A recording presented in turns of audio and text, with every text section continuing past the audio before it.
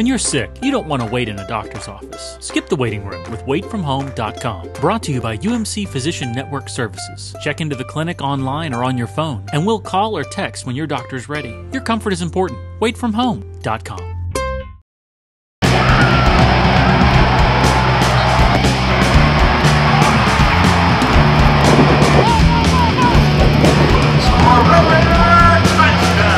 Welcome everybody to the UMC Health System Avalanche-Journal pregame show. I'm Nick Kosmider, along with Don Williams from the Avalanche-Journal studios. And Don, last week, if Texas Tech versus Iowa State was a test, this week is a full-on SAT exam for the Red Raiders, playing Oklahoma 2:30 Saturday. The number 17 team in the country, according to the Associated Press. Obviously, this is a huge game for Texas Tech, which is 4-0, and looking to see what it can be in this conference. Yeah, and of course, this is not only is it a very big game, but it's a very big month upcoming for the Red Raiders, because after Oklahoma, of course, you have quite the gauntlet with West Virginia here, then a couple of road games at TCU and Kansas State, and then back home to close out a 5-game stretch against ranked teams with the Texas Longhorns. Each of the next 5 opponents is ranked not only in the top 25, but actually 17th or better in this week's polls. And so this is going to be a season-defining stretch for the Red Raiders. And, of course, it is natural for people like us, the media, and the fans to talk about what's upcoming over the next month. It's a very exciting time. But this week, Texas Tech players and coaches talked about the importance of only looking at the Oklahoma game and not thinking in terms of what they do over the next 5. And I think there's also, while Texas Tech has gotten off to a good start at 4-0, they have some really high rankings in terms of where they are statistically, both offensively and defensively. There's a recognition on their part that, hey, they haven't really played formidable competition yet, and there's still a whole lot of room for them to get better. They covered those themes earlier this week. It's just to take one game at a time and make sure we grow as a football team each game and never take a step back. We never need to play to a point where we feel like we took a step back as a team, and I think that's our biggest goal is to take one game at a time, and because we feel like we can win every game, but we don't want to look on to the future, and we feel like if we can just focus on one game at a time and make sure we take that step of getting better, then that'll help us within the next game, and that'll help us in the game after that. So that's our main focus. The biggest key for us having success in that game, in this game this coming week, is what we do, our technique, not losing focus on what our job is a whole key, at every position, but especially in the secondary. They know. We were in here yesterday. I talked to all the seniors, and I mean, they sitting up in their seats, big guys, ready to go. They ready to play again. We're probably going to need an open date down the road, but I think this group's going to play better. By just getting more confidence each week and playing and seeing how much they've improved. No matter whether we win or lose, how well they played. I mean, that's you gain confidence. We obviously we want to win games, but we know that we're going to have to play and play hard and play consistent and get better each week as we go. And this team can play much better. Defensively, we probably graded out as a C. I mean, offensively, defensively probably a high B. Special teams, lowest we've had all year. So we win a game on the road. So we understand we can get the job done. We understand that there's a lot of room for improvement. Now we're into a segment that each week we call 3 key matchups, where we look at 3 head-to-head matchups that are going to be important to the outcome of this game. Nick, we'll start with you. What jumps out at you as one of the key things? Yeah, I think one of the key things for Texas Tech is going to be to get pressure on Landry Jones with their 4 pass rushers. We saw they had success against Iowa State because they didn't have to bring extra rushers in order to get to Steele Jantz. That allowed the secondary to play really tight coverage and really frustrate the Iowa State receivers. So if Tech is able to get that kind of pressure in its front 4, guys like Brandon Jackson, Dartwan Bush, Kerry Hyder, Jackson Richards, if they can all get to the quarterback without having to bring extra pressure, that will help. OU's line has been banged up since the beginning of the season. Ben Haburn, Tyler Evans, two key senior linemen who were out for the year. So it's been kind of a patchwork O-line. So if the Tech front four can get pressure on Landry Jones without having to bring added blitz packages, that's going to be a big advantage for Tech. One of the other keys, I believe, will be Texas Tech's front seven, particularly the linebackers, against the Oklahoma rushing game. Now, back in the winter, back in January, there was a big recruiting battle between Texas Tech and OU for a junior college running back named Damian Williams from Arizona Western College. I remember at the time talking to Arizona Western's head coach, and he said that he thought Damian Williams was an NFL prospect, such was his ability level. He wound up choosing the Sooners over the Red Raiders, and in the first 2 games he had 100-yard rushing performances against UTEP and also against Florida A&M. The first running back since Adrian Peterson at Oklahoma to debut with back-to-back 100-yard games. It's good company. Now, Oklahoma is similar to Tech to the extent that Damian Williams, Dominique Whaley share carries. Williams in the first 3 games carries have been 10, 10, and 10. Whaley in the first 3 games carries have been 11, 10, and 9. Whaley's the former walk-on, and Williams is the guy who's talked about as the NFL talent prospect. He's rushing for nearly 10 yards per carry. So it's going to be a very big challenge for the Terrence Bullets, Will Smith, Zach Winbush, those guys for the Red Raiders. This will be probably the most talented running back, I think, that the Red Raiders have faced so far. Another key will be Texas Tech's receivers, who have been big parts of the offense, obviously, for the Red Raiders so far this year. Seth Deggy has spread the ball around to a number of different guys, and there were a big cast of characters, Don, that were responsible for helping the Red Raiders pull that stunning 41-38 upset of Oklahoma last year in Norman. And so they're going to be again a key against the secondary that includes NFL prospect and safety Tony Jefferson. Last year they kind of abused Gabe Lynn, who's been put to the nickelback position. So I'm interested to see what Tech's able to do, how their receivers are able to get free, and see if we can maybe see some more deep balls in this game. And then speaking of big games, Don, has there been anybody for Texas Tech that has had a bigger start with bigger games than Kerry Hyder?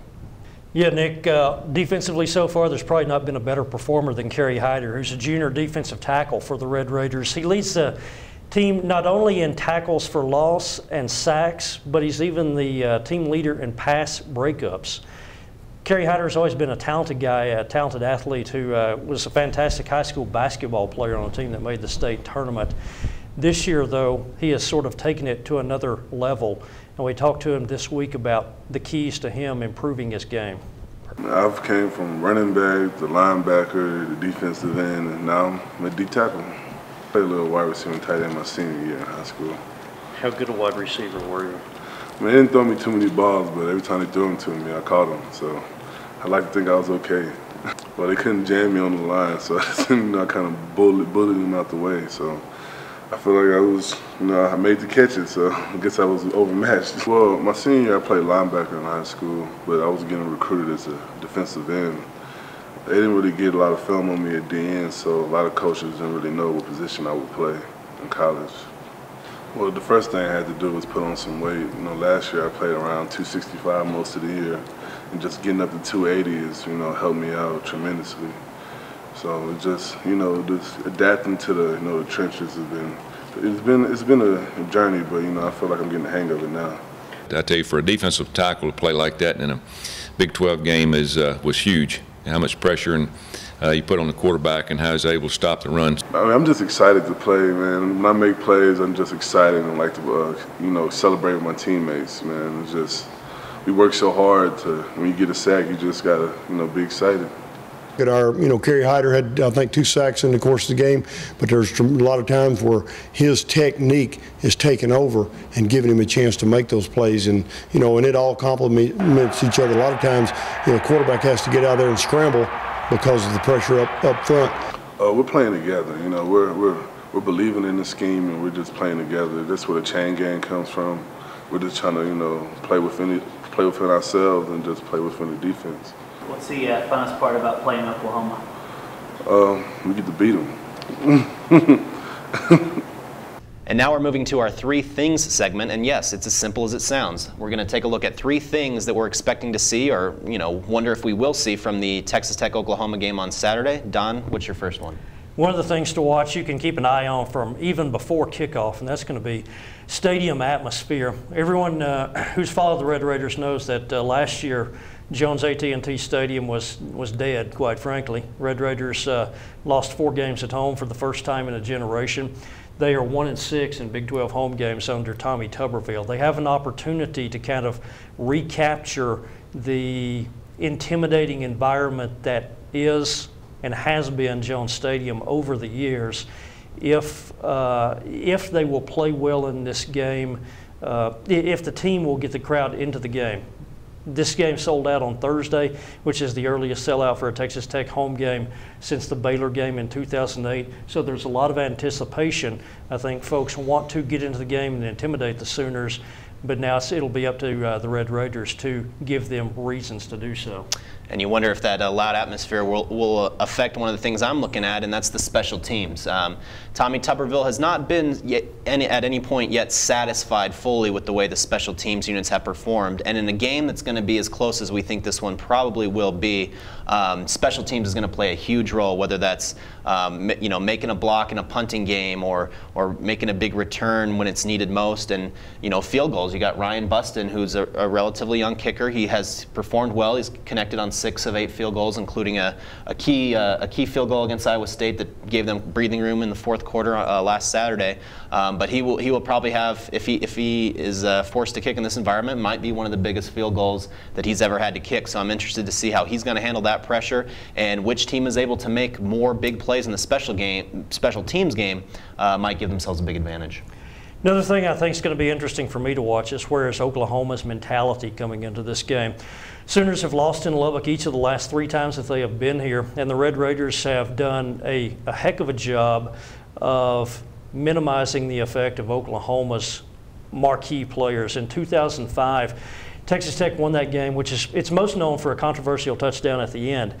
But one of the reasons the Red Raiders won was because Adrian Peterson, they did a heck of a job holding him down that day. He eventually got just more than 100 yards rushing, but they held him to about 60 yards rushing for the first 3 quarters. And you flash forward to 2007, Sam Bradford, Oklahoma quarterback, spent most of that game sitting on the bench because the Red Raiders knocked him out with a concussion early in the first quarter, and Sam Bradford spent the rest of the night by himself for the most part over on the Oklahoma bench. And then in 2009, it was a blowout, 41-13 Texas Tech victory. Red Raiders treated Landry Jones badly as a redshirt freshman, and it was just a bad day all around for the Sooners. And so I'm interested to see if Oklahoma's guys have a little bit of a mental block here. I was particularly interested and a little bit surprised that this week out of Oklahoma, there was a story about Sooners players talking about how mean the Texas Tech fans were to them, throwing stuff and saying, calling them dirty names, that sort of thing. Which I get a little bit of a chuckle out of that. It reminds me of how Texas A&M. During the years when they lost 7 out of 8 to the Red Raiders, the Aggies seemed almost beaten psychologically by the time they ever stepped into the stadium. And you wonder if there's any of that working for Texas Tech going into this game against OU. The other things that the Sooners will have to concern themselves with, Nick, besides just their mentality, is the very real development of tackling a 220-pound running back named Kenny Williams, who had one of his best performances to date last week for the Red Raiders, and is becoming an emerging factor for Tech at running back. Yeah, Don, it's interesting. A couple of Kenny Williams' biggest highlights of the season so far have been elusive runs where he flipped over a defender, landed on his feet, and scored a touchdown against Iowa State. He was twirling around a defender, hit his arm down to the ground, stayed up, and continued for a big run. But it's been his ability to power through defenders this season and his willingness to do that that has made Kenny Williams a player who Tech can count on to be a physical runner when they need him the most. It's first coming in, it was just a whole different feel for me. I coming in as a running back, you only think about really running the ball, but you have to be effective in the pass game and just all that. It kind of just had my head spinning.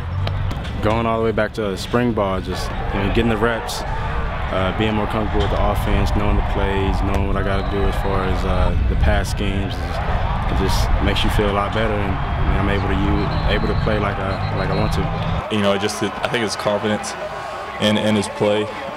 He's a big-time player. So, I mean, when he believes in himself and he doesn't really question what to do and just hits the holes and full speed and downhill, he's a really good player, and that's what I've noticed from last year to this year. Definitely. I mean, no one comes into college football thinking that they're going to be on the back burner, the second string guy or whatever. But I mean, you just got to work as hard as you can to be that guy. We're not into balance. If somebody's going in a game like that, especially we're in conference now, we're out there to win the game. And Kenny's a more physical guy. Oh, it's high. It's high. We feel like we have a lot to prove to people. Our defense is playing phenomenal. And I mean, with the defense playing like they are, it just brings confidence to the offense. It's just a whole different feel, and basically you just have to remember why you started playing football in the first place, and that's have fun. Welcome back, everyone. Zach Long with the Avalanche-Journal with Nick Kosmider. It's time to take a little bit more of an in-depth look at Oklahoma, Texas Tech's opponent on Saturday night in Lubbock. And speaking of Lubbock, Nick, you had a lovely little article this week about the death machine that Lubbock has become for Oklahoma football. And, but Bob Stoops not exactly buying into the hocus pocus of that. Yeah, as Don Williams chronicled in our last segment, Oklahoma has not had a lot of luck here in Lubbock the last 3 times they've been here, 2005, 2007, 2009. They came away disappointed, which for Oklahoma, Bob Stoops, 37-14 on the road against everybody else in his career, only 2-4 against Tech on the road. So obviously there is something going on there. But yeah, he said there's nothing spiritual or spooky about Lubbock. It just kind of has been what it has been. And he's not trying to put any sort of meaning to the fact that they haven't won here. He's not using that as something to tell his players, or at least that's what he's telling the media publicly. And like he said last season, Texas Tech had lost 45-7 to Oklahoma in Norman in 2010. They come back last year, win this huge game to snap a 39-game home winning streak. So he's not putting it too much into it. You know who will, though, is the fans. They're going to be ready, and they're certainly going to be reminding Oklahoma about the trouble they have here in Lubbock. And I don't think Landry Jones needs any reminding of his time in Lubbock. Last time he got treated very rudely in a 41-13 loss to Texas Tech. And Nick, the offense for Oklahoma this year has been strikingly different than what we saw last year. And really, to be honest about it, when Landry Jones is on, he's an NFL caliber quarterback. When he's off, he is a train wreck and very hard to watch at times. And let's be honest, the biggest difference has probably been no Ryan Broyles. Yeah, he's certainly, and a lot of people have kind of said that without Ryan Broyles, a guy that he could depend on at any time to get open, to be a guy to go to throw the ball to, whether it be deep, long, short, intermediate, he's not there. He's not that kind of security blanket that a lot of quarterbacks depend on, having one of those guys. Landry Jones has struggled. He's not shying away from that. He has admitted that he's not playing real well. He had 2 key turnovers against Kansas State that really cost them in that 24-19 loss. But like you said, if they get clicking, they have a lot of dangerous weapons. They have some great receivers: Justin Brown, Sterling Shepard, the freshman Trey Meteor. And so they definitely have that, and then you add Damian Williams in the running game, as Don chronicled earlier, just a really explosive talent. So if they do get clicking, if they can get going, they are very dangerous. But as you said, a lot of that depends on how Landry Jones comes in and handles the crowd, handles the pressure, and handles Texas Tech's defense. Yeah, and if they do click, they are going to be more than a handful to deal with. But this week, you have no idea. They haven't shown it yet, so there's going to be a lot of mystery offensively to Oklahoma. Defensively, maybe a little mystery as well. They have Mike Stoops back at the head of the defense, but let's be honest, they haven't really faced a hardcore passing spread attack yet. Florida A&M sure as heck wasn't it. UTEP more of a pro set, in Kansas State and the destruction that is Colin Klein definitely didn't get a lot of passing there. A little bit of mystery here as to how this secondary is going to handle Tech's wide receivers. Yeah, covering Arizona State and going to school there, I got to see plenty of Mike Stoops as the coach of University of Arizona, and he's a guy that is always going to have his defense ready. And obviously, he had some of his best success the last time around that he was at Oklahoma under his brother there. But you're right, this is going to be a new test, and the key, one of the things they struggled with last year that got exposed was that secondary in some certain situations, and especially against the Red Raiders last year, as we talked about a little bit earlier. Whether it was the tunnel screens or which was a big factor, and then just other routes, whether it be deep or intermediate, Texas Tech had the jump on those cornerbacks. So it is going to be interesting to see how he has prepared that team to do a spread. They worked on it a lot during spring and then fall camp, and then they had to kind of break it back out of the box this week. So we'll see how ready they are to go with that. You know, I think one thing also to mention here, you guys talked about special teams earlier. Oklahoma has a very dangerous special teams weapon in Justin Brown. The Penn State transfer, he was one of the best punt returners in the country at Penn State. Now he's came into OU. That could be a big thing this week. A little pressure off of Landry Jones and that offense if a kid like that is able to put you in really good field position. Absolutely. You know, and I think that's going to take a look right there at Oklahoma and that breakdown. Now we'll be right back with more of the UMC Health Systems pregame show right after this break.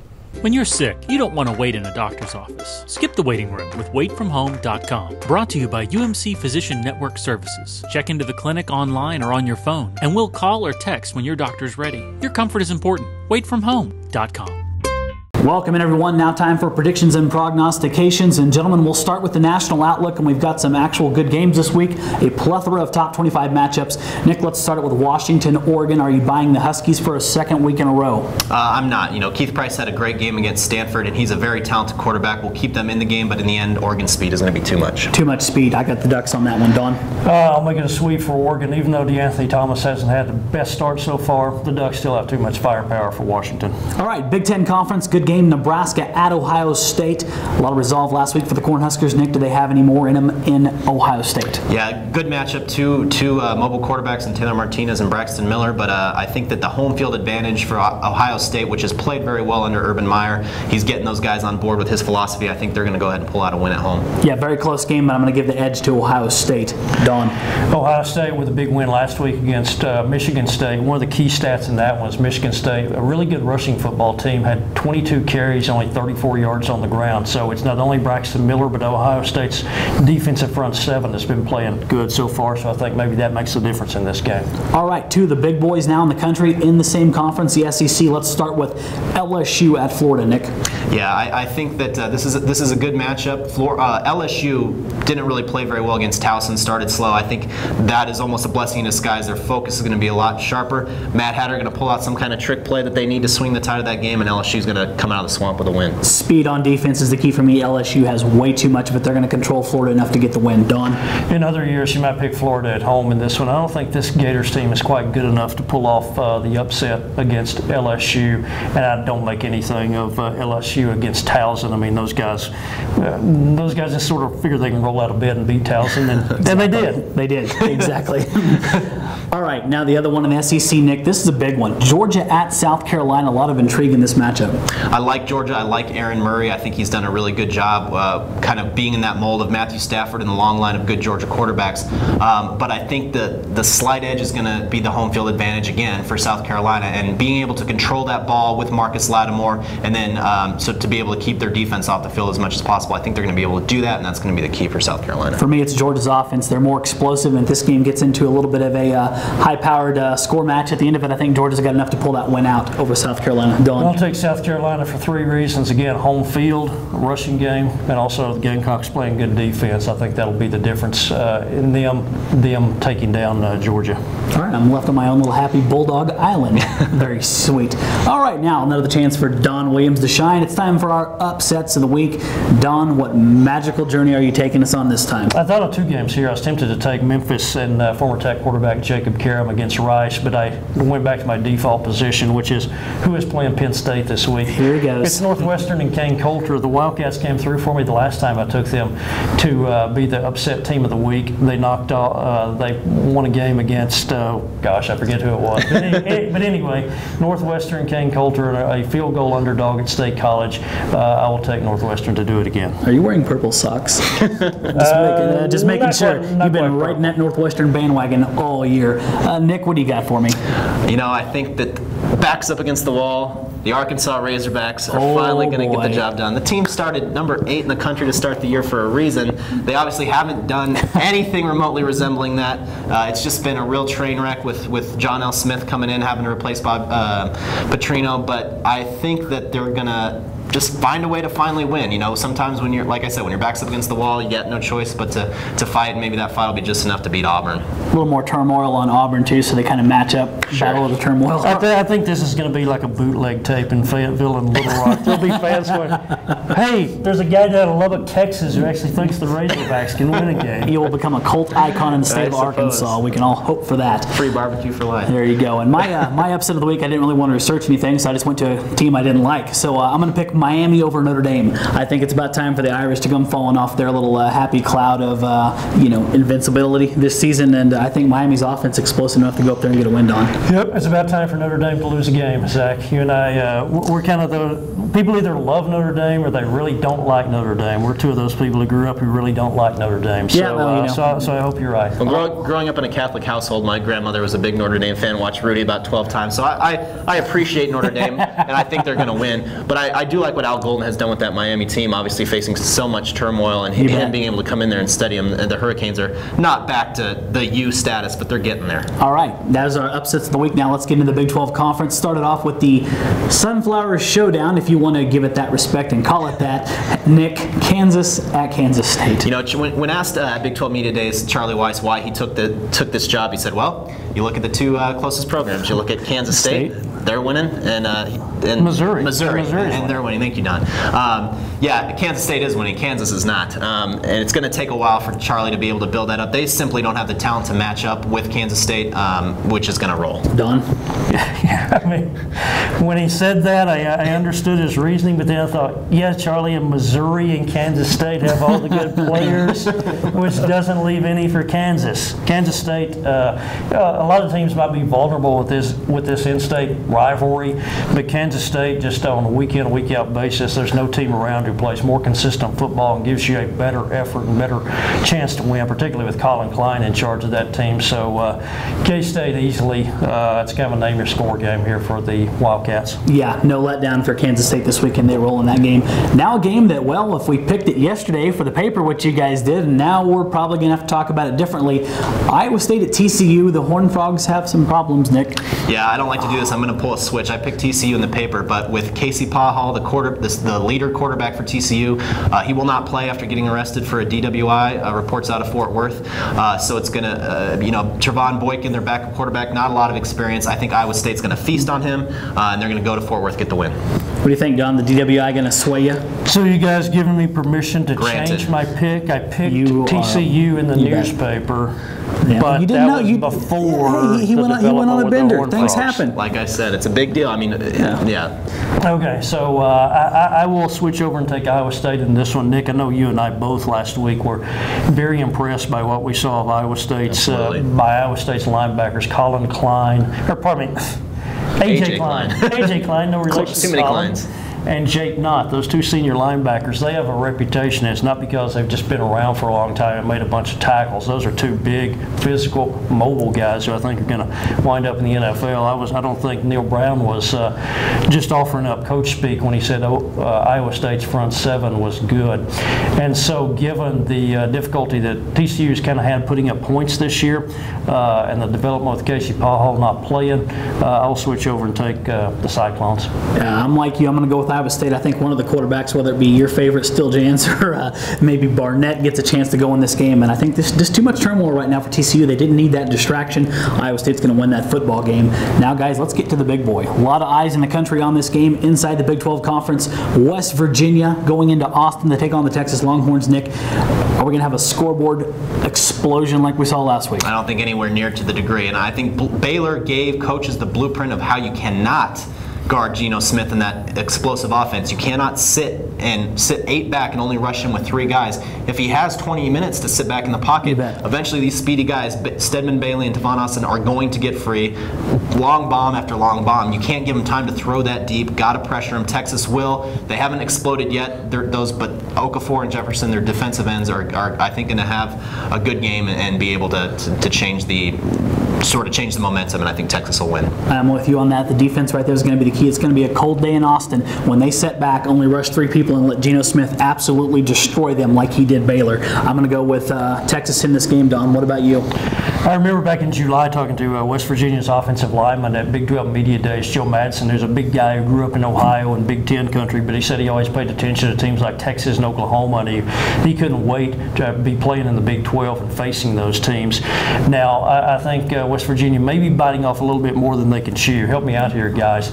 West Virginia in the Big East, where did they see not only a good team, but also a team that had 100,000 fans coming say into the that's stadium? never. The Orange Bowl? Oh, my bad. That ended badly, too. So I think it'll be a different experience for the West Virginia. Now, I am very much on board with the greatness of Geno Smith. I think that guy's a heck of a quarterback, and I think Austin and Bailey are two fantastic receivers. But this is a very intriguing matchup, X's and O's wise, because I think the Longhorns have the talent at cornerback to match up with what West Virginia's run out at receiver, and I think they have, as you said, the pass rushers to put pressure on Geno Smith. I also think a wild card here is Manny Diaz down in Austin, the defensive coordinator, has been called out a little bit this week because the Longhorns, for as good as their personnel is on defense, they haven't been lights out on defense so far this year, and so I think they may see this as their opportunity to really make a statement. So I'm taking Texas in this one. All right, guys, now let's get on to the game Saturday night in Lubbock, Texas. I'll just start that over. Now let's get on to the game Saturday in Lubbock, Texas. Gentlemen, we're going to call this segment Make Lubbock Angry, I have a feeling. Let's get down to picking it. I'm going to start with Nick Kosmider, Texas Tech, Oklahoma. I kind of went back and forth on this for a long time, put a lot of thought into this game. In the end, my prediction is that Oklahoma is going to win somewhere in the neighborhood of 31-28. Oklahoma has not clicked yet offensively, but when they do, the weapons that they have with their receivers and with guys like Damian Williams, and having that experience with Landry Jones, I think that they're going to find a way to win. And Oklahoma doesn't lose games twice in a row. Landry Jones is 9-0 in starts after Oklahoma losses.